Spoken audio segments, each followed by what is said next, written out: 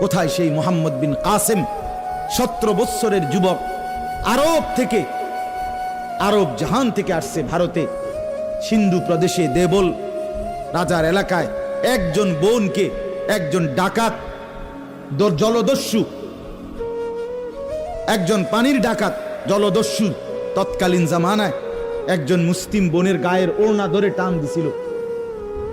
তখন ওই বোন চিঠি পাঠাইছিল হাজ্জাজ ইবনে ইউসুফের কাছে আরব দেশে, হাজ্জাজ, তুমি বেঁচে থাকতে তোমার মুসলিম বোনের গায়ের ওড়না ধরে টান দিছে বেঈমান কাফের, তুমি এর বদলা নিবা কিনা আমি শুনতে চাই।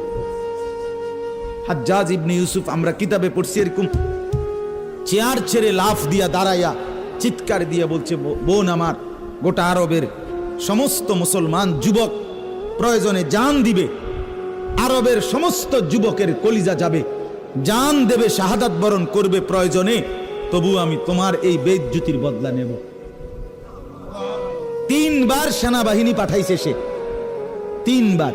প্রথম 2 বার পরাজিত হয়েছে মুসলিম বাহিনী, তৃতীয়বারে নিজের একমাত্র মেয়ের জামাই মোহাম্মদ ইবনে কাসেম রাহমাতুল্লাহ আলাইহি, এই উনারে দিয়া এরপরে এই সিন্ধু দেবল রাজাকে পরাজিত করে ওই বোনকে জেলখানা থেকে উদ্ধার করছে এবং এই হিন্দু রাজার এলাকায় কালেমার পতাকা উড়াইয়া দিছে। হ্যাঁ, সেখান থেকেই এই ভারতীয় উপমহাদেশে মুসলমানদের যাত্রা, ইসলামের সূচনা। এক বোনের ইজ্জতের জন্য ধর্ষিতা হয় নাই, কাপড় টান দিছে কেন? খলিফা মুতাসিম বিল্লাহ, এক ইহুদি খলিফা মুতাসিম বিল্লাহ, মুসলমানদের একজন খলিফার নাম উমাইয়া খলিফা।